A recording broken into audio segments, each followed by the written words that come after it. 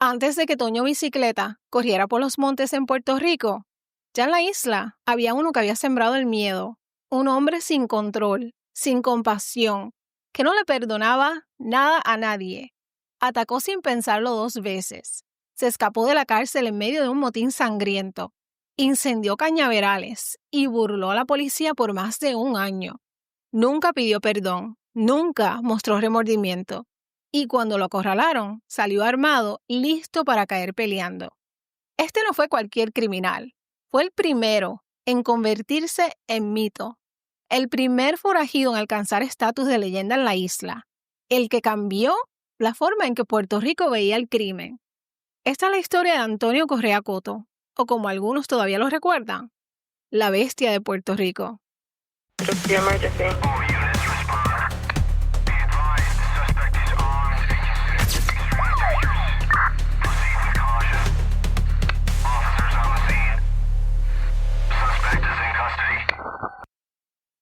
Hola mi gente, bienvenidos a su canal Delitos de Sangre. Yo soy Magali y gracias por acompañarme durante este nuevo episodio.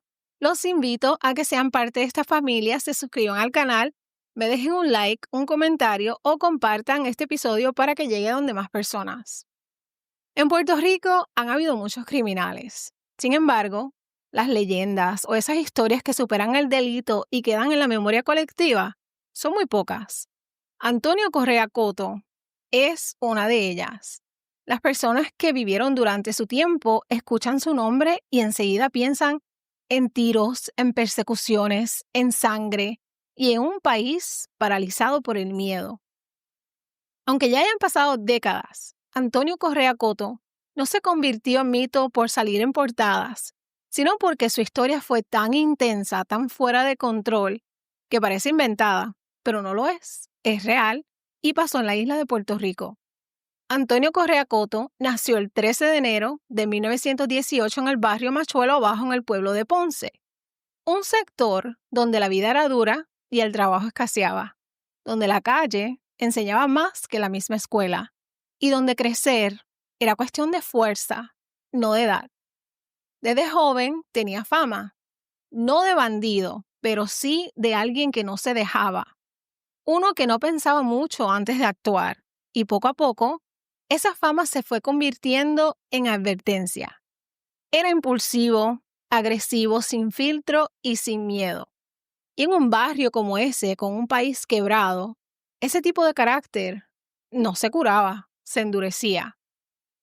Antonio no fue moldeado por el sistema, fue formado por la ausencia de uno. Él no se convirtió en criminal de la nada, se crió dentro de un sistema que ya venía roto. Y lo que se formó en Machuelo fue un hombre que simplemente no conocía el límite. Pero para poder captar lo que Antonio Correa vivió, hay que mirar más allá de su barrio y ver el país en el que creció y en el tiempo en el que creció. Puerto Rico en los años 1910 y 1920 era una isla que ya no era española, pero que tampoco era libre.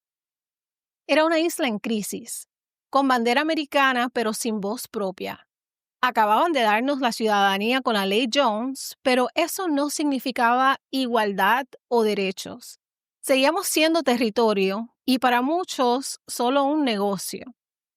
Esto lo que trajo fueron reclamos, creó confusión y más control desde el otro lado del charco. El gobierno de Puerto Rico era de papel, los de verdad mandaban desde Washington. Y mientras tanto, el pueblo estaba jodido. Había pobreza en cada esquina. El trabajo era en los cañaverales, el café o el tabaco, pero el billete nunca se quedaba en manos boricuas. Los ricos eran los menos y los demás sobrevivían. La educación era limitada y muchas veces en un inglés que nadie entendía. La esperanza era poca y las oportunidades aún menos. Así que la mayoría de los chamaquitos como Antonio aprendían en la calle. Y si tú eras pobre y nacías en un sitio como Machuelo, las probabilidades estaban en tu contra desde el día 1. Lo que le tocó a Antonio no fue una infancia, fue una guerra silenciosa. Una donde sobrevivías o te tragaban vivo. Y en ese ambiente, no es que se convirtió en una bestia, es que lo criaron así. Los niños crecieron viendo toda esta injusticia, el abuso y el abandono. Y muchos como Antonio aprendieron a sobrevivir en vez de soñar. No es justificarlo, es entender por qué se formó así. Él no se hizo criminal, mi gente, él simplemente nunca fue otra cosa. En su casa había necesidad, en la calle no había oportunidades y él, desde muy joven, empezó a explotar todo lo que se le interpusiera. Si vamos a hablar claro, Antonio nunca tuvo una oportunidad real de llevar una vida tranquila. Desde pequeño estaba buscando la forma de sobrevivir y muchas veces esa forma era ilegal. No pasó mucho tiempo antes que la policía empezara a tenerlo en la mira. Nada grave al principio, robos menores, peleas, amenazas, tú sabes, lo típico de alguien que creció sin miedo. Pero lo que empezó a diferenciarlo de los demás no fue solo lo que hacía, sino cómo lo hacía. Antonio Correa Coto no era de los que se escondían, él iba de frente sin importar las consecuencias. Y eso daba miedo, porque un tipo que no le tiene miedo a un guardia, que no le importa caer preso y que encima es inteligente, ese sí es peligroso. En la calle se decía que si te metías con Correa Coto, te ibas a arrepentir. Y no lo decían solo por decirlo. Este hombre tenía fuerza, coraje y lo más letal, una rabia acumulada que explotaba sin aviso. A finales de los años 30 ya tenía récord criminal. Y no era uno suavecito. Ya en ese tiempo su nombre empezaba a sonar en Ponce. No tanto como criminal buscado, sino como un tipo al que era mejor no cucarle la boca. A Correa Coto lo arrestaron varias veces siendo joven, pero hubo un caso que lo marcó más que todos. Lo acusaron de robar gallinas. Así mismo es, gallinas. Aunque eso suena insignificante para ti y para mí, en esos tiempos el robo de gallina era cosa seria. Y para Antonio fue una humillación brutal. No por el valor de los robados, sino por el golpe directo a su orgullo. Lo llamaron ladrón, lo llamaron un pillo. Y eso él no se lo perdonaba a nadie. Estuvo preso por eso y desde ese momento la palabra que más repetía era una sola: venganza. Antonio Correa Coto juró que los haría pagar a todos los que lo señalaron, a los testigos, a los jueces, cualquiera que haya tenido que ver con su condena. Y eso no era una amenaza vacía, mi gente, eso era una promesa. En cuanto a usted, que sabe que soy inocente y me condena, y a ustedes, que me acusaron sin razón, les juro por mi madre que está ahí sentada, que los voy a ahogar en sangre. Ese coraje que llevaba por dentro, esa furia que hasta entonces estaba medio contenida, empezó a desbordarse. Y lo que vino después fue mucho peor que robar gallinas. Antonio Correa Coto no era solo violento por serlo. Ese coraje que él cargaba no apareció así de la nada. Eso venía de años acumulando frustración, maltrato, abandono y mucho resentimiento. Desde niño lo que vio fue abuso. Dicen que su papá era un alcohólico, que era agresivo y que lo golpeaba sin ningún motivo. Y su mamá, bueno, la señora estaba, pero no estaba. Era como si Antonio creciera en una casa donde el amor nunca hizo acto de presencia. Entonces imagínate un chamaquito sin guía, sin cariño, sin nadie que lo defendiera. Aprendió que la única forma de protegerse era atacando primero. En la escuela, si alguien lo miraba mal, le caía encima. Si lo empujaban, respondía con una piedra. Y poco a poco, ese coraje se volvió parte de su identidad. Pero lo peor no era lo que pasaba afuera. Lo más duro estaba adentro. Él mismo decía, según los que lo conocieron, que sentía una furia constante, como si algo de él estuviera siempre encendido. Y ese fuego, con los años, se volvió gasolina. No confiaba en nadie, veía a los ricos como enemigos, a los guardias como abusadores y a cualquier figura de autoridad como blanco fácil.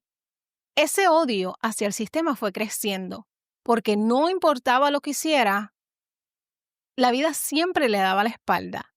Y él respondió como único sabía hacerlo, con violencia. Aunque en los archivos suene como una bestia en la calle, no todos hablaban mal de Correa Coto. Claro, le temían, pero también lo respetaban, y algunos hasta lo querían. Porque fuera del tiroteo, del coraje y de la sangre, había un tipo que si tú eras de los suyos, te protegía con todo. Dicen que era bien leal, que si tú le dabas la mano, él te la devolvía sin pensarlo. En el barrio lo veían ayudando a las doñitas, compartiendo comida cuando tenía y defendiendo a los chamaquitos de los abusadores. Era como si tuviera un código, medio torcido pero suyo. Tú no le hacías daño a los tuyos, el problema era con los de afuera. Correa Coto era como un huracán. Era destructivo, impredecible, pero con momentos donde parecía calmo, hasta que otra vez se le metía el demonio.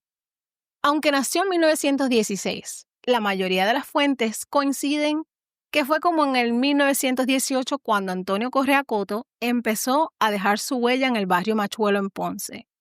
Un lugar humilde de casitas de madera pintadas con colores vivos, donde el olor a tabaco y café era parte del paisaje, y donde la vida, sí, era dura pero sencilla. Sus papás, don Rolando Correa Martínez y doña Ángela Coto García, eran gente humilde, trabajadores quienes tuvieron 9 hijos en total, y se fajaban trabajando para alimentar a sus 9 hijos. Y aunque había la cercanía de familia, lo que no había era dinero. La necesidad era parte de todos los días. Antonio, siendo de los mayores, tuvo que fajarse desde chiquito, y lo poco que ganaba lo traía para la casa. Antes de los 10 años ya estaba trabajando en lo que fuera, limpiando zapatos, haciendo mandados. Apenas podía cargar un machete y ya estaba en las fincas de caña. También aprendió carpintería, pero ni eso lo mantuvo mucho tiempo alejado de los problemas. No duró mucho tiempo en la escuela y lo que aprendió lo absorbió en la calle, mirando, sobreviviendo y reaccionando. Pero la calle lo jaló y lo que empezó como necesidad terminó en violencia, sangre y leyenda. Se dio cuenta que por más que se matara trabajando, nunca iba a tener lo que soñaba. Y llegó el punto en que se cansó.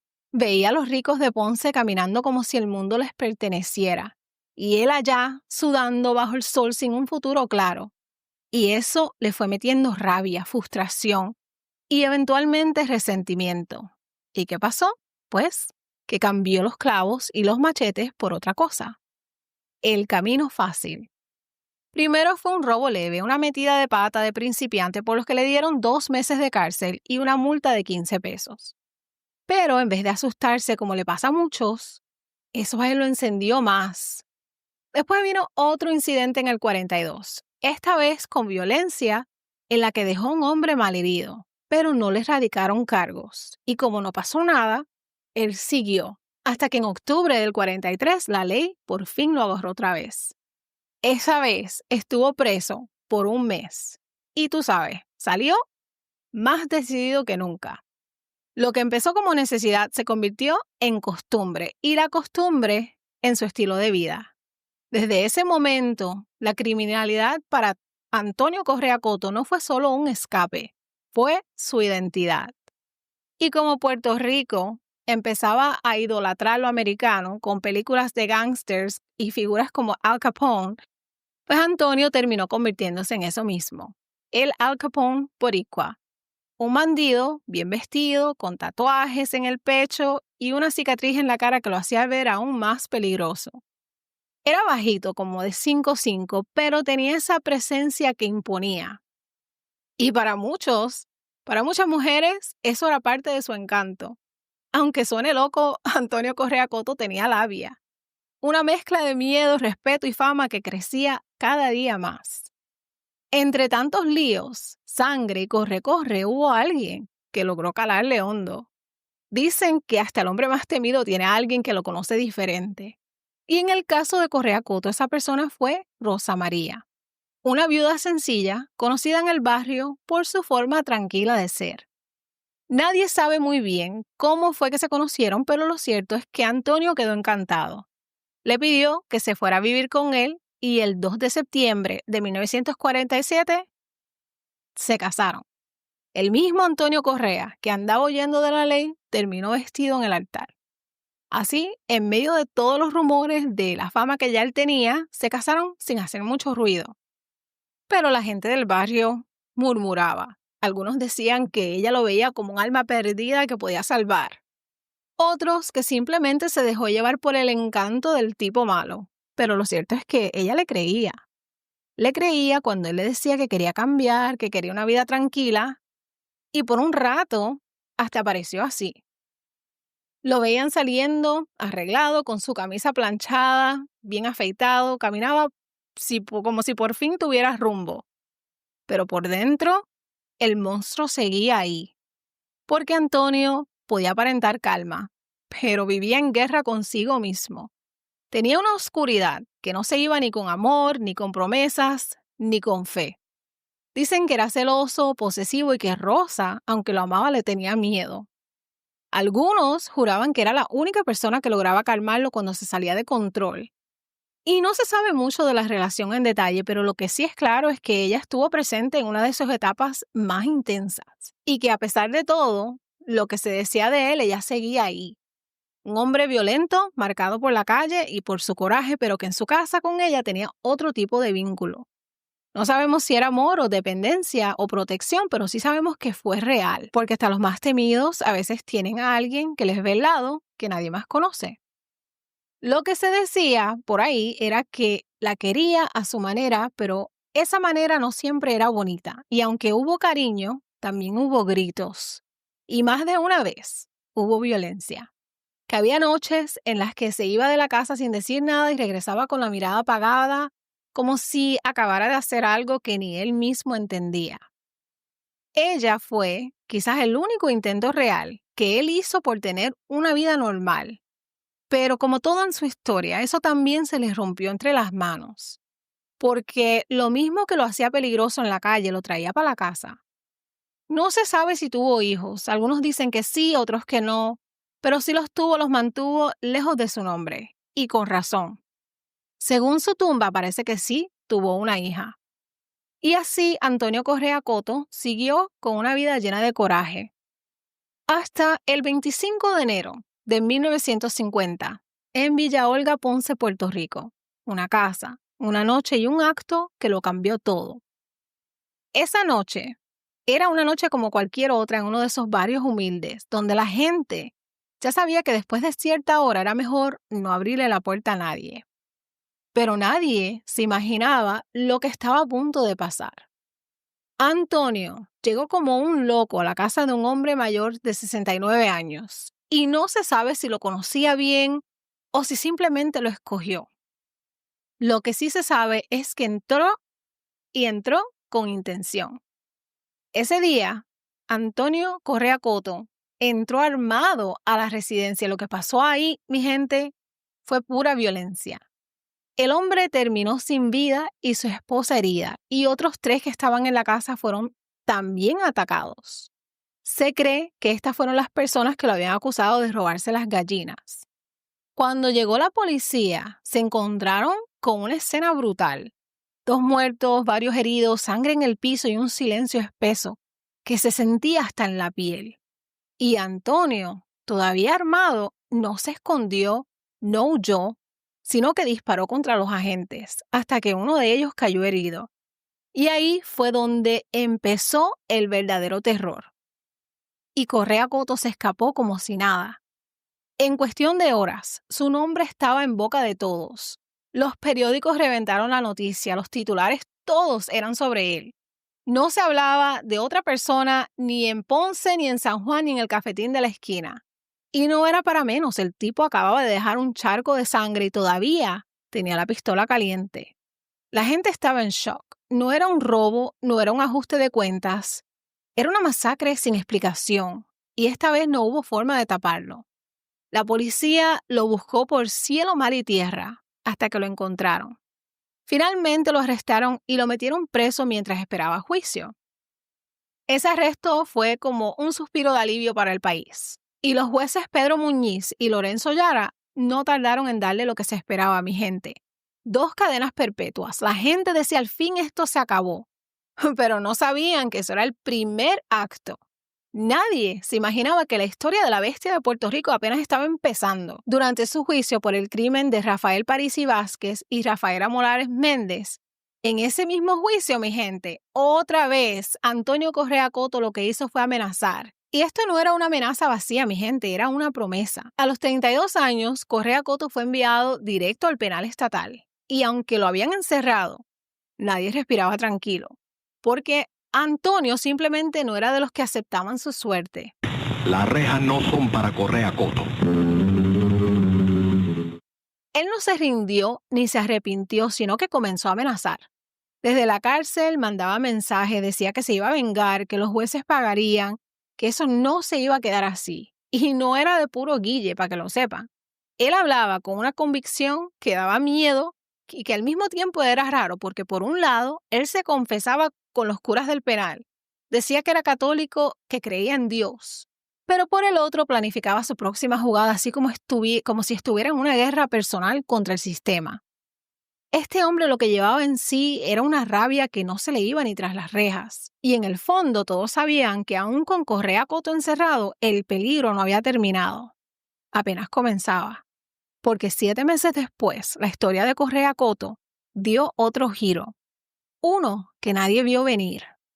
El 28 de octubre de 1950, apenas habían pasado 7 meses desde que lo encerraron. La cárcel estatal de Río Piedras estaba a punto de explotar. Literal. Ese día, un grupo de confinados, incluyendo a Correa Coto, organizó lo que sería una de las fugas más salvajes en la historia de Puerto Rico. El plan no era algo sencillo, no era una escapadita, eso era una rebelión. Y provocaron un motín a sangre y fuego y armaron un caos total dentro de la prisión. Se metieron en el arsenal, se apoderaron de armas y con eso convirtieron el penal en una zona de guerra.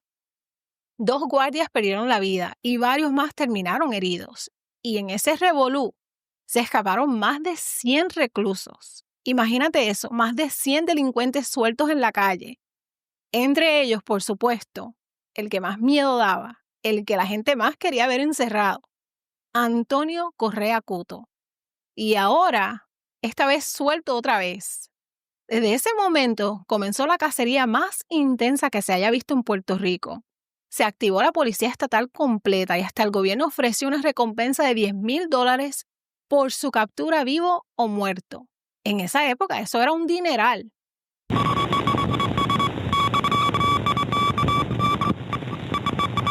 Último momento. Pánico en todo Puerto Rico. Correa Coto continúa su venganza y a su paso mata gentes inocentes. Es por ello que hacemos las siguientes recomendaciones. No salga a la calle innecesariamente. Cierre bien sus puertas y ventanas. Comunique a la policía cualquier pista que pueda conducir a la captura de Correa Coto. El cuartel general de policía está en alerta constante, ya que informaciones de buena fuente anuncian la presencia del peligroso criminal en los alrededores de Villa Olga. Que se han solicitado refuerzos considerables a la capital. La policía, el sistema carcelario, el gobierno entero se colapsaron. No sabían por dónde empezar y la calle se puso tensa. La gente empezó a armarse, a trancar puertas, a mirar por encima del hombro, porque sabían que Correa Coto no iba a esconderse tranquilo.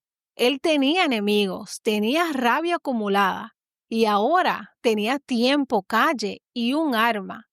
En este tiempo se desató una de las búsquedas más intensas en la historia del país.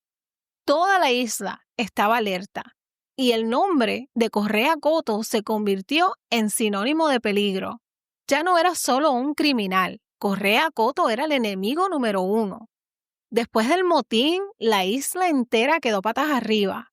Pero mientras los guardias recogían los casquillos y los periódicos llenaban los titulares, Antonio Correa Coto desapareció. Por meses, nadie sabía con certeza dónde estaba, pero cuando volvía a aparecer, lo hacía dejando sangre detrás. El 25 de febrero de 1951, 4 meses después de la fuga, reapareció en Ponce, su zona, su terreno, y atacó a alguien a quien jamás pensaron que tocaría.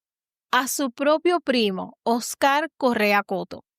Unos dicen que fue por una traición, mientras otros dicen que fue por una simple riña. Pero lo cierto es que intentó quitarle la vida.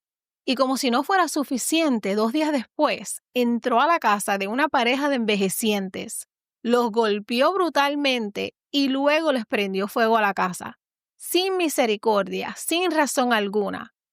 El miedo se sentía en el aire, la policía estaba en pánico. Los residentes de Ponce empezaron a dormir con cuchillos al lado de la cama. Muchos hasta se fueron del barrio. Nadie quería ser la próxima víctima de Antonio Correa Coto.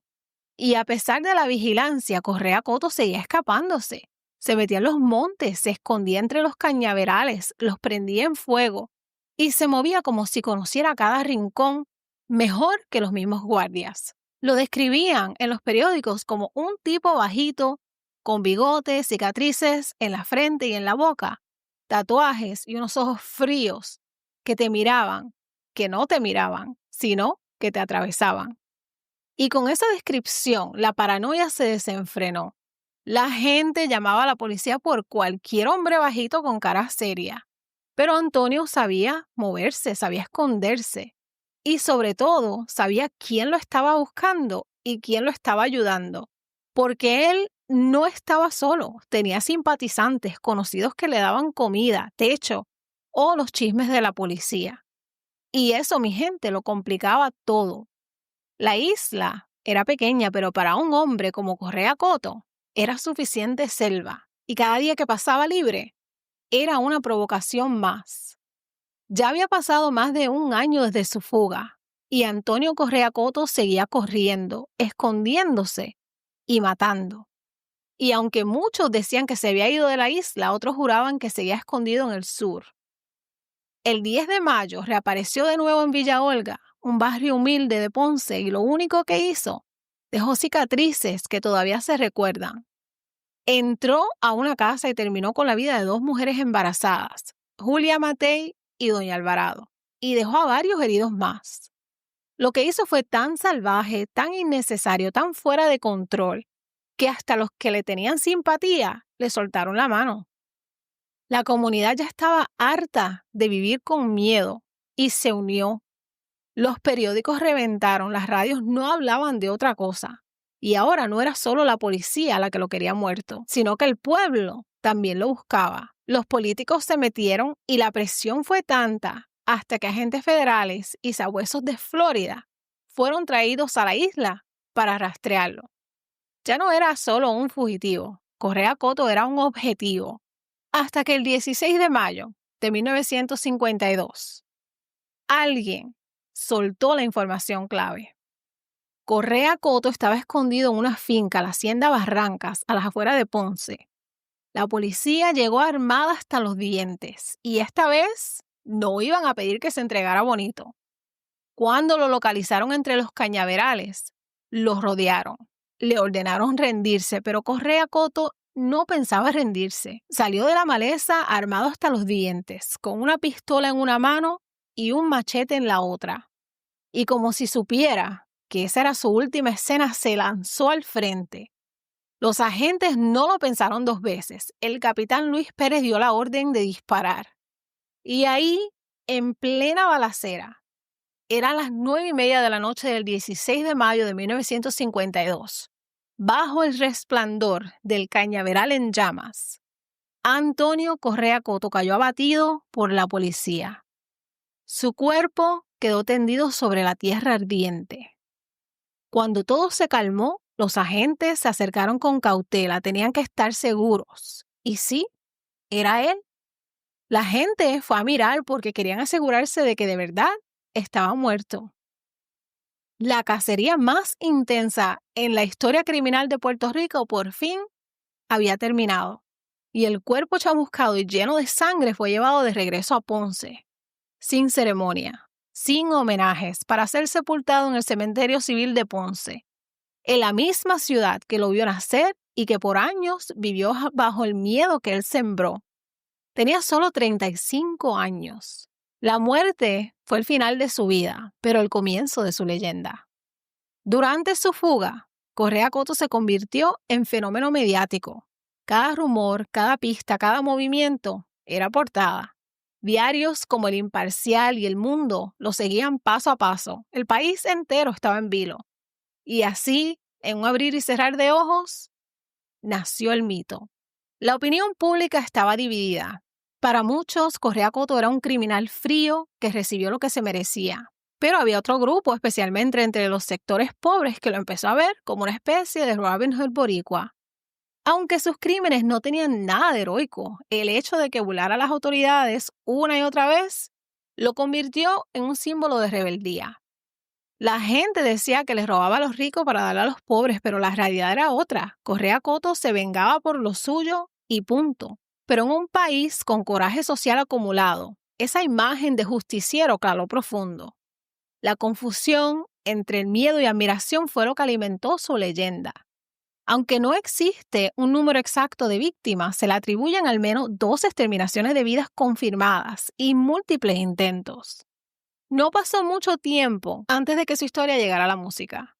Plenas, guarachas, coplas, todo el mundo hablaba de los milagros de Correa Cotto como si fuera parte del folclore.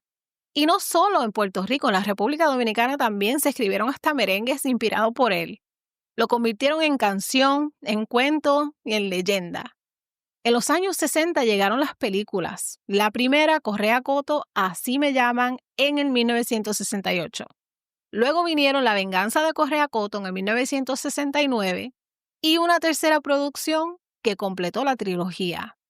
Actores de renombre como Miguel Ángel Álvarez y Lucy Boscana ayudaron a construir una imagen más compleja, casi humana del criminal que durante años fue solo sangre y fuego en los periódicos. Y más tarde llegaron los documentales, los libros y los podcasts y los mitos. Con el tiempo salieron versiones más exageradas. Algunos decían que tenía un pacto con el diablo, otros juraban que usaba brujería para hacerse invisible, que no le entraban las balas. Incluso hubo alguien que insistía que fue un luchador contra el gobierno, un justiciero del pueblo. Pero la verdad era otra. Correa Cotto no tenía causa, solo tenía rabia. Dejó una marca que no se borra. Cambió la manera en que Puerto Rico entendía el crimen. Después de él, las autoridades tomaron más en serio lo que un solo hombre podía provocar. Fue el primero en poner al sistema contra la pared, el primero en convertirse en figura mediática, el primero en cruzar la línea y quedarse del otro lado. Y aunque murió en el fuego, su historia no se apagó. Hoy, más de 7 décadas después, el nombre de Correa Cotto todavía provoca escalofríos y curiosidad. En Ponce su recuerdo sigue flotando en el aire. Su tumba sencilla en el cementerio civil aún recibe visitas de curiosos que han oído los cuentos. Historiadores y criminólogos lo citan como ejemplo de cómo nace un criminal legendario. Y las abuelas todavía susurran su nombre para asustar a los nietos traviesos. Correa Cotto se convirtió en el sinónimo del fugitivo extremo, del hombre que empujó los límites de la realidad hasta convertir su vida en relato. Desde su infancia en pobreza hasta sus caídas entre balas y llamas, su historia es una advertencia viva, una mezcla cruda de crimen, castigo y mito. En resumen, mi gente, Antonio Correa Cotto fue un criminal despiadado, pero uno que marcó a todo un pueblo. Cometió crímenes atroces como el doble asesinato de 1950 y la masacre de más de 10 personas durante su fuga, y provocó la cacería humana más intensa del siglo XX en Puerto Rico. Murió como vivió, enfrentando a las autoridades con armas en las manos. Pero incluso muerto, no se fue. Siguió vivo en las noticias, en las canciones, en películas, en los cuentos, en la memoria del país. Porque su historia, con toda su violencia, su tragedia y su mito, es una de las páginas más intensas y estremecedoras del crimen en Puerto Rico. Correa Cotto, el hombre, la bestia, murió en 1952. Pero Correa Cotto, la leyenda, sigue viva. ¿Y por qué lo convirtieron en leyenda? Porque Puerto Rico romantiza la rebeldía, porque la prensa le dio rostro, porque la música lo convirtió en cuento y porque en el fondo hay una fascinación con el criminal que se burla del sistema, aunque sepamos que lo que hizo fue un inhumano. salió en todas partes, era el gángster puertorriqueño, el rebelde, el monstruo, el símbolo de lo que puede pasar cuando la rabia, la pobreza, el abandono se mezclan con violencia y carisma. Antonio Correa Coto no fue un héroe, pero tampoco fue solo un villano. Fue el producto de una época, de un sistema roto, de una infancia sin amor y de una sociedad que muchas veces prefiere mirar para el otro lado. Y aunque su historia terminó con fuego y con balas, el eco de su nombre todavía se escucha en la isla de Puerto Rico. Porque en cada esquina donde alguien dice ese tipo es como Correa Coto, hay una advertencia escondida. Muchos años después, otro nombre volvería a estremecer a Puerto Rico, Toño Bicicleta. Y aunque las historias de ambos son distintas, hay algo que los une. Correa Coto fue el primero en convertirse en mito, el que abrió el camino para que en la isla se dijera que los criminales no solo se temen, también se inmortalizan. Si Toño fue el bandido del monte, el escapista incansable, Correa Coto fue la chispa original, el gángster brutal que convirtió la rabia en fama y el crimen en leyenda. Y en algún rincón de la historia de Puerto Rico sus nombres siguen ahí, no por lo que construyeron, sino por lo que destruyeron. Y ahora que conoces su historia, cuéntame, ¿era un monstruo sin alma o el reflejo retorcido de un país abandonado? Porque Antonio Coto ya no puede hablar, pero su sombra todavía hace ruido. Y esta, mi gente, fue la historia de Antonio Correa Coto, la bestia de Puerto Rico. Hasta aquí les llego hoy. Gracias por acompañarme. Ya saben, suscríbete al canal, denle un like, comenta. Si me quieren enviar un mensaje, puede hacerlo a delitosensangre@gmail.com. Nos vemos en la próxima. Gracias como siempre. Los quiero mucho. Delitos de Sangre. Bye. Vino a castigar a Correa Coto.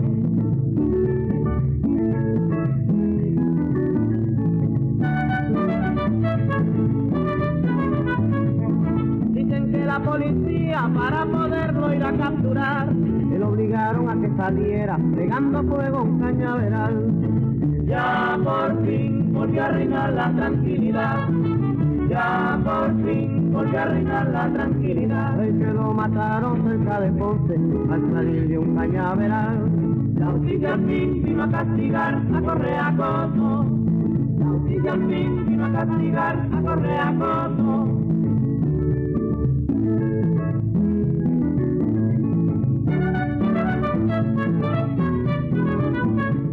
La justicia al fin vino a castigar a Correa Coto.